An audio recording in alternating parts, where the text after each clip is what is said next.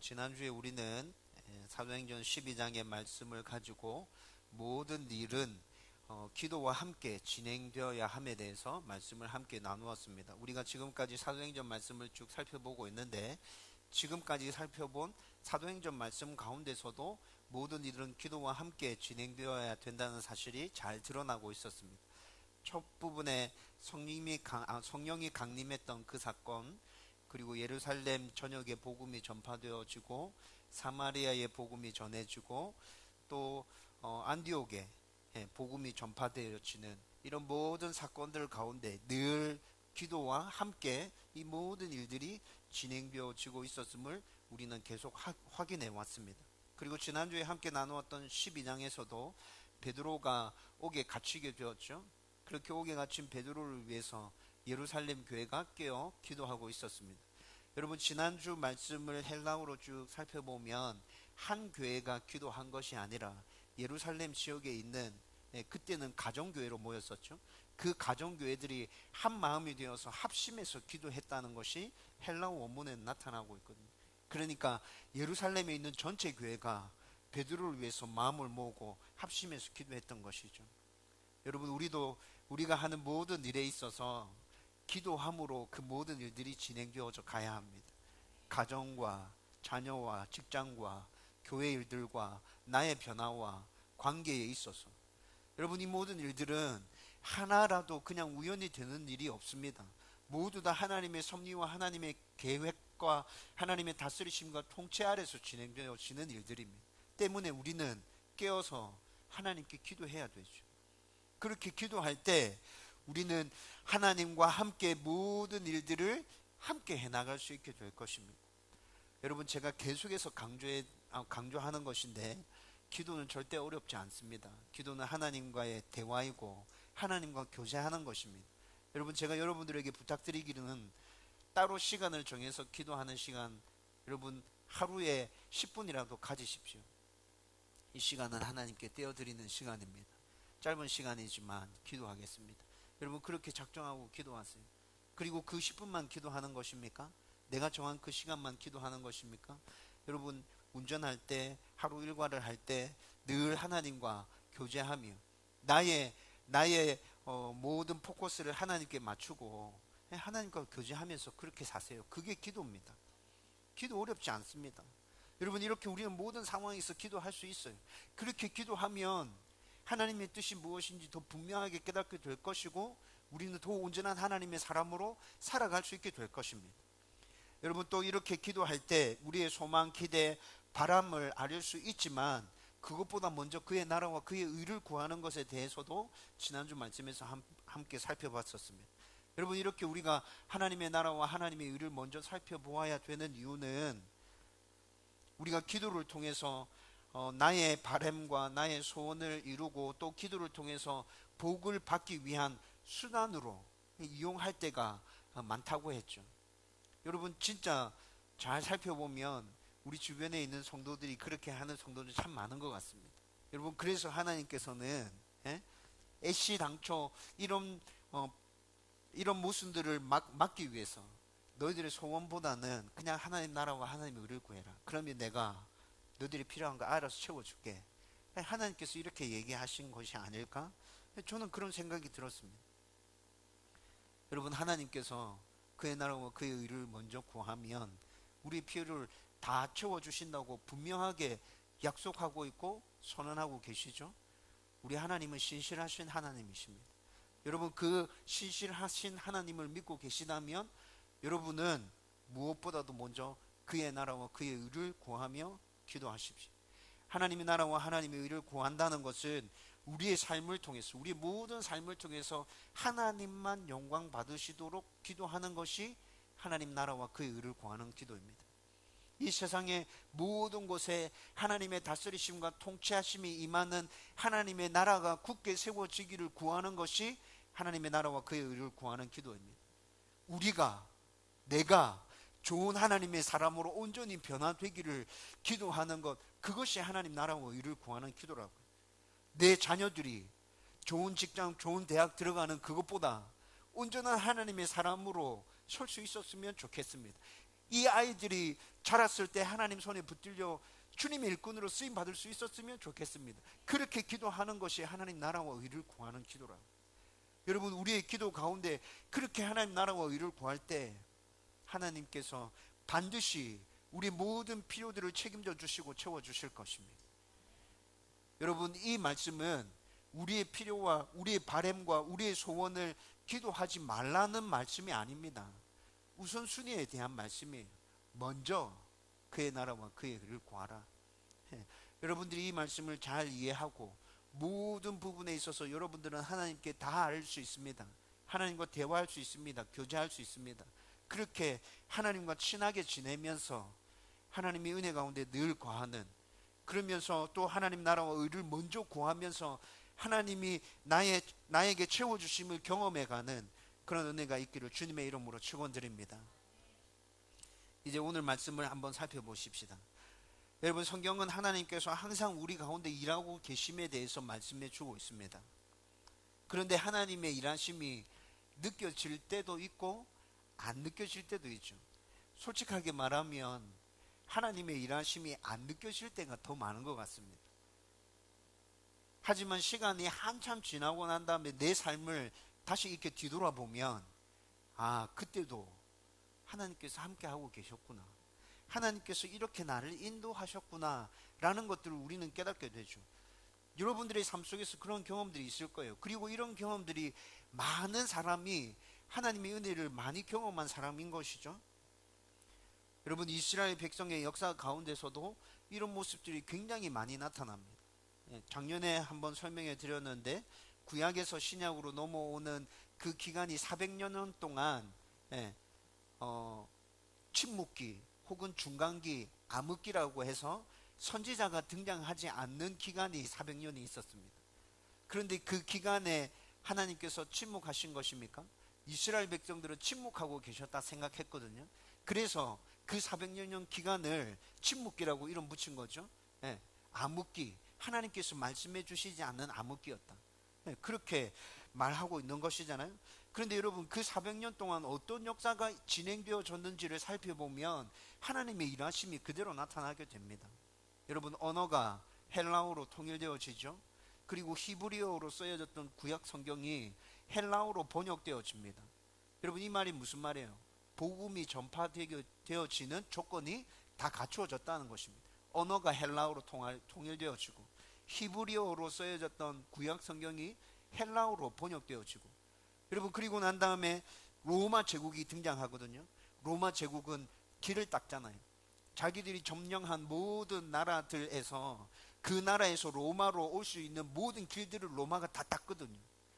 여러분, 이렇게 400년 동안 그 기간 안에 이런 일들이 있었습니다. 그리고 난 다음에 신약 시대가 시작되어지고 복음이 그때부터 전파되어지기 시작하는 거 아닙니까? 여러분, 침묵기가 아니었습니다. 하나님께서 일하지 않는 기간이 아니었습니다. 하나님께서는 굉장히 신실하게 일하고 있었습니다. 여러분, 그 400년 중간기 때만 그랬나요? 이스라엘 백성들이 출애굽하기 전에 430년 동안 애굽에서 노예 생활을 했습니다. 여러분, 430년 동안 이스라엘 백성들이 왜 그렇게 힘들고 어렵게 노예 생활을 했어야 됐었죠? 이스라엘 백성들이. 여러분, 이스라엘 백성들이, 야곱이, 그의 자손들이 처음에 애굽으로 내려갈 때 창세기에 살펴보면 70명이 내려갔다고 나옵니다. 그런데 하나님께서 아브라함에게 약속하신 건 뭡니까? 큰 민족을 이루게 할 거다. 그런데 야곱이 애굽으로 내려갈 때는 70명밖에 안 됐다고. 그런데 그 70명이 큰 민족을 이루어서 때를 이루고 나오기 위해서는 시간이 필요하잖아요. 여러분, 그 430년의 시간 동안 하나님께서 그 일을 이루시는 것이죠. 여러분, 430년 동안 세대로 말하면 4세대가 지나갔습니다. 그때 그 당시 사람의 수명으로 따진다면 4세대가 간 것이거든요. 그런데 그 4세대 동안 70명의 사람들이 몇 명으로 불어나요? 장정만 60만 명. 여러분, 이게 놀라운 기적인 거죠. 하나님께서 그 430년 동안 이스라엘 백성들은 노예 생활하면서 고통 가운데 있다고 하나님께 부르짖고 있지만 하나님께서는 아주 신실하게 하나님의 약속을 이루어 가고 계시는 것입니다. 때가 되었을 때 하나님께서는 그들을 통하여 약속하신 가나안 땅으로 인도해 가고 계시는 거 아닙니까? 여러분, 이렇게 이스라엘 역사 곳곳에서는 하나님께서 일하시지 않는 것 같았지만 잘 살펴보면 하나님이 진짜 신실하게 일하셨던 그 상황들을 굉장히 쉽게 목격할 수 있게 된다는 것이죠. 여러분, 오늘 우리가 읽었던 이 본문의 말씀도 하나님의 일하심이 그대로 나타나고 있습니다. 이때 이 당시의 사람들은 이 사건이 하나님의 일하심이라는 것을 몰랐을 거예요. 그런데 세월이 지나고 난 다음에 우리가 성경을 보면서 하나님의 일하심이 이 말씀 가운데, 이 사건 가운데 보여지고 있지 않습니까? 여러분, 이 당시에 이스라엘 왕으로 이스라엘을 다스리고 있었던 사람은 헤롯이었죠. 그리고 12장의 헤롯이 기독교인들을 굉장히 심하게 박해했다고 말씀드렸습니다. 야고보가 순교당했고 베드로는 감옥에 잡혀갔다가 풀려나게 되었죠. 베드로가 풀려나고 난 뒤에 헤롯이 기독교인들에 대한 박해를 멈췄겠습니까? 아니요, 더 심해졌거든요. 베드로가 감옥에서 풀려지고 난 다음에 간수들이 어떻게 됐어요? 지난주 말씀에 보면 다 사형당했습니다. 다 처형당했거든요. 그렇게 하고 난 다음에 헤롯은 기독교인들에 대한 박해를 더 강화시켜 가고 있습니다. 그런데 12장의 말씀이 끝나고 난 다음에 13장에서 어떤 역사들이 펼쳐집니까? 복음이 이방 땅을 향해서 본격적으로 전파되어져 가기 시작하거든요. 바울과 바나바의 1차 전도 여행이 출발되어집니다. 그런데 헤롯이 이렇게 계속적으로 기독교인을 박해하고 있다면 이 일이 순조롭게 진행될 수 있겠어요? 여러분, 이 사건이 바로 하나님께서 이 모든 일들이 땅끝까지 복음이 전파되어지는 이 일들이 순조롭게 진행되어져 가기 위해서 하나님께서 일하고 계시는 그 사건이라는 것이죠. 여러분, 이 사건을 좀 자세하게 살펴보십시다.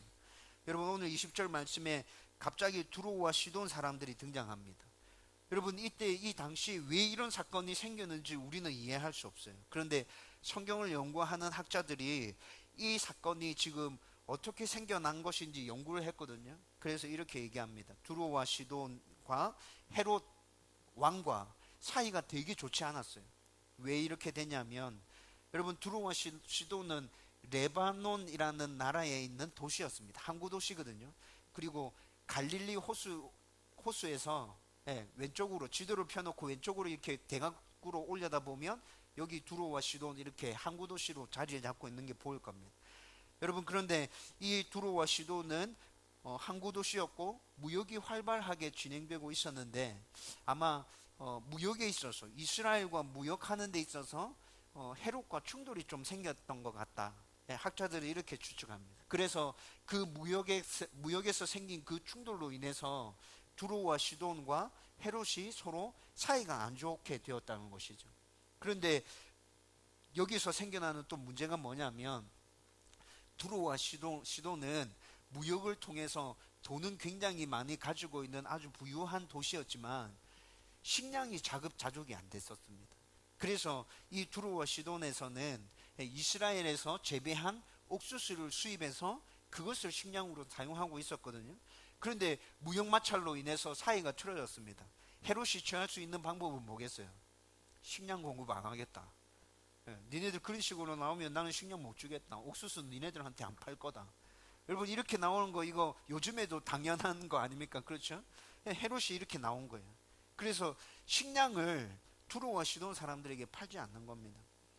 여러분, 레바논 전체가 이런 상황이었거든요.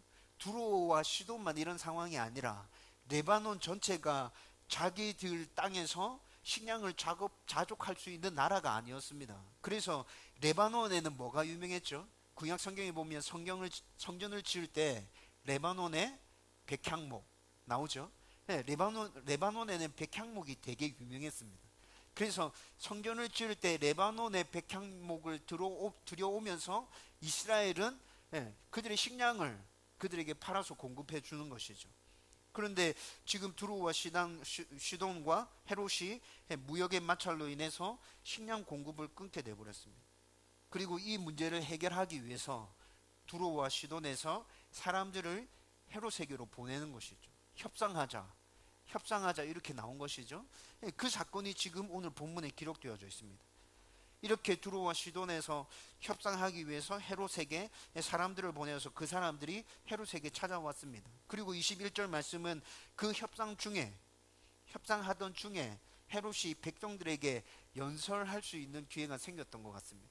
협상이 어떻게 진행되어져 가는지 브리핑한 것이라고 요즘으로 생각하면 그렇게 볼 수도 있고, 아니면 특별한 다른 이유 때문에 백성들에게 연설했던 그런 상황이다 이렇게 설명할 수도 있는데, 아무튼 지금 사건은 이렇게 진행되어져 가고 있습니다. 이 부분을 초대교회 시절 유대 역사가인 요세푸스라는 사람 많이 들어보셨죠? 이 사람 굉장히 유명한 역사가거든요. 그런데 이 요세푸스 역사가가 이 사건을 굉장히 자세하게 역사서에 이렇게 쭉 자기 역사책에 기록해 놨어요. 그런데 21절 말씀에 보면 헤롯이 나를 택하여 왕복을 입고 단상에 앉아 백성에게 연설하니 이렇게 말씀하잖아요. 왕복을 입었다고 말하고 있는데 요세푸스가 헤롯이 입은 왕복이 어떤 종류의 왕복인지를 자세하게 기록하고 있습니다. 여러분, 이 왕복은 그냥 평범한 왕복이 아니라 은빛이 나는 왕복을 입었다고 요세푸스는 그렇게 기억하고 있습니다. 은빛이 나는 왕복을 입었어요. 햇빛이 비칠 때마다 몸이 반짝반짝 빛나는 거예요. 네. 왕의 위엄을 드러내기 위해서 일부러 헤롯이 그런 은빛이 나는 왕복을 입고 있는 것이죠. 여러분, 그 은빛 입은 그 은빛의 옷, 햇빛에 반사되어져서 반짝반짝 하는 거 여러분 지금 상상해 보실 수 있겠죠? 네. 여러분, 이 당시에 이방 왕들은 자신을 신격화시키는 일들이 굉장히 자주 있었습니다. 구약 성경을 살펴보면 바벨론의 느부갓네살 왕, 그 다음에 바사의 아하수에로 왕, 그 다음에 다리오와 로마의 네로, 이런 사람들이 전부 다 자기를 신격화시켰던 이방 나라의 왕들이죠. 그런데 헤롯이 그 이방 왕들의 그 모습을 따라하고 있는 거죠. 그러면서 자신을 신격화시키고 있는 거예요. 두로와 시돈에서 협상하러 온 그 사람들에게 자신의 위엄을 드러내고 자신을 과시하고 있는 것이죠. 협상에 대한 부분으로 이것을 접근해 본다면 그거 아주 좋은 전략이다. 그렇게 해야지 협상할 때 이렇게 생각할 수도 있죠. 그런데 지금 헤롯에게 나타나는 모습은 협상의 전략으로 그렇게 하고 있는 게 아니라 교만으로 이렇게 하고 있는 것입니다. 내가 신이다 라는 생각으로 지금 이렇게 하고 있는 것이죠. 그리고 22절의 말씀에 보면 백성들이 헤롯의 이런 모습을 보면서 아부합니다. 그런데 백성들이 아부하는 그 말을 제재하지 않고 그대로 가만히 내버려 둡니다. 여러분, 이런 모습에서 헤롯이 자신을 신격화하고 있다는 것이 그대로 보여지고 있죠. 그리고 두로와 시돈에서 협상하러 온 사람들도 이 아부에 동참했을 것 같습니다. 아부를 해서라도 협상을 유리하게 진행시켜서 어떻게 해서든 자신들은 식량을 공급받아야 되잖아요. 그러니까 그렇게 했겠다, 이런 추측들이 타당하게 추측할 수 있는 것이죠. 하지만 여러분, 성경에서 사도들이 이런 상황에 직면했을 때 사도들은 어떠했나요? 사도들이 기적을 일으키고 난 후에 그들을 경배하려 할 때 백성들의 이런 행동들을 사도들은 말리죠. 베드로는 고넬료가 그의 발 앞에 엎드려 절할 때 고넬료가 사람을 보내어서 베드로를 청하잖아요. 베드로가 고넬료 집에 갔습니다. 그때 고넬료가 베드로 앞에 엎드려 절하죠. 그때 뭐라 얘기합니까? 사도행전 10장 25, 26절 말씀해 보면 나도 사람이다. 그렇게 하지 마라 라고 말립니다. 14장에 가보면 바울과 바나바가 루스드라에서 복음을 전파합니다. 그런데 그곳 사람들의 말로 복음을 전하거든요. 이 말을 들은 사람들이 바나바와 바울을 헬라의 신 제우스 그리고 헤르메스라고 생각하면서 그들에게 제사를 지내려고 합니다. 그때 바울과 바나바는 자신들의 옷을 찢으며 나는 그런 신이 아니다. 너희들은 창조주 하나님께만 예배하고 그만 섬겨야 된다. 우리는 그런 존재가 아니라 라고 옷을 찢으며 만류하고 있다고요. 여러분, 이런 모습에서 사도들은 자신들을 경배하려고 하는 백성들을 향해서 만류하고 제지하고 그렇게 하지 마라, 그건 잘못된 것이다, 하나님을 경배해야 한다 라고 정확하게 알려주고 있는 반면, 헤롯은 자기 자신을 향하는 그 칭송을 그대로 다 받아들이고 있죠. 결국 23절 말씀에 가보면 헤롯의 이 교만함 때문에 하나님께서 그를 심판하십니다. 여러분, 이방 왕들이 자신을 신격화시키는 짓을 많이 했다고 말씀드렸는데, 그때마다 역시 하나님께서 그들을 심판하셨거든요. 바벨론의 느부갓네살 왕이 자기를 신격화시켰을 때 다니엘서의 말씀에 나오죠. 어떻게 됩니까? 7년 동안 정신병자가 되어서 세상을 떠돌아다닙니다. 그리고 하나님을 다시 인정하게 될 때 정신이 온전해지고 그가 다시 바벨론의 왕으로 등극하게 되죠. 그럼 바벨론의 느부갓네살 왕 이후에 등장하는 왕이 벨사살 왕이거든요. 느부갓네살의 아들입니다. 그런데 이 벨사살 왕은 교만하여서 자기가 하나님보다 더 뛰어나다는 것을 사람들에게 과시하기 위해서 이스라엘을 침략해서 성전을 뭉개면서 가져왔던 그 성전에서 쓰는 장과 기구들을 가지고 술을 마시기 시작합니다. 여러분, 이 벨사살 왕이 어떻게 됩니까? 하나님께서 그날 밤에 치셔서 암살당합니다. 그리고 정권이 홀라당 바뀌게 되거든요. 여러분, 외경 마카비라는 책이 있죠. 예, 마카비라는 책에 보면 이서 9장 10절에서 11절 말씀 보면 수리아를 통치했던 안티오쿠스 에피파네스, 이 사람도 역시나 성전 기물을 함부로 취급하면서 자기가 하나님보다 더 뛰어난 신임을 보여주려고 했거든요. 그런데 그 사람 몸에 하나님께서 구더기를 일으키셔서 구더기가 그 사람 몸을 파먹어 죽었다, 이렇게 기록하고 있습니다. 여러분, 이렇게 교만하고 하나님의 자리를 차지하려고 하는 사람들을 하나님께서 심판하셨죠. 그리고 헤롯의 이 심판도 앞서 언급했던 것처럼 땅끝까지 복음 전파하기 위해서 아주 중요한 일이었습니다.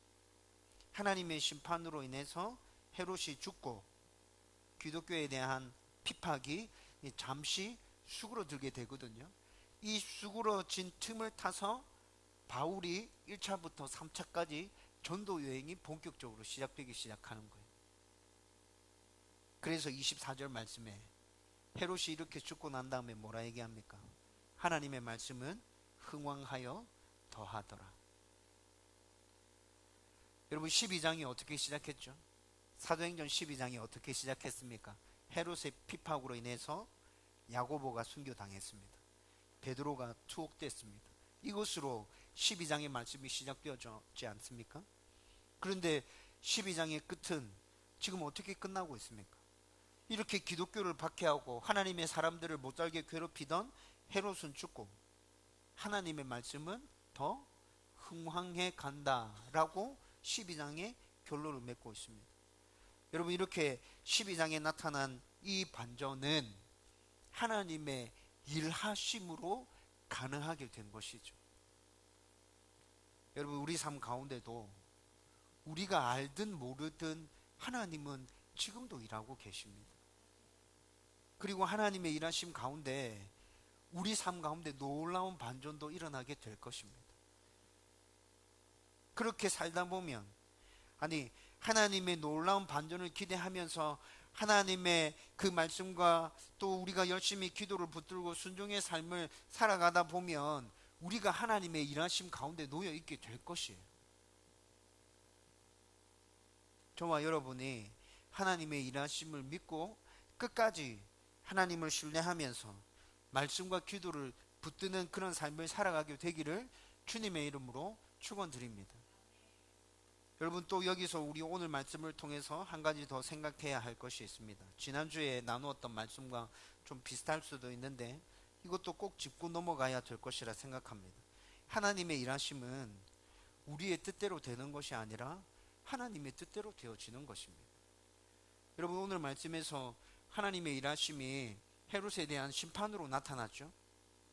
그래서 이 말씀을 보면서 내가 싫어한 사람을 심판해 주시는 하나님을 기대합니까?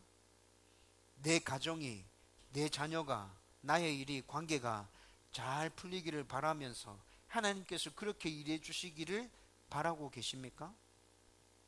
여러분, 지난주에도 생각했듯이 이런 것만 기도하고 이런 하나님의 일하심만 기대한다면 그것은 기도를 이용하고 있는 사람과 똑같은 것이잖아요. 하나님의 일하심은 언제나 하나님의 계획과 하나님의 뜻이 이루어지도록 진행되어집니다. 여러분, 이 때문에 우리는 하나님의 계획과 뜻이 무엇인지 정확하게 알아내는 것에 중점을 두고 살아가야 한다는 것이죠. 하나님의 계획과 뜻이 무엇인지 정확하게 알지 못한다면 나의 계획과 나의 뜻이 이루어지기를 계속해서 구하면서 하나님의 일이 그렇게 진행되기를 우리는 소원하고 있겠죠. 하나님의 계획과 뜻이 무엇인지 알지 못한다면 나의 소원, 나의 기회, 나의 바람을 아뢰면서 세상의 것들을 추구하면서 그렇게 살아갈 수 있는 확률이 굉장히 높아지게 될 거예요. 그래서 우리는 나의 필요, 나의 소원보다 하나님의 계획과 하나님의 뜻에 더 깨어 있어야 하는 것이죠. 이런 것들을 먼저 구하면 하나님께서 우리의 필요에 대해서 채워주신다고 말씀해 주셨지 않습니까? 그리고 하나님의 계획과 하나님의 뜻이 무엇인지 정확하게 알면 우리가 그 하나님의 일하심에 동참할 수 있게 될 것입니다. 하나님의 일에 동참하는 것은 정말 큰 은혜이죠.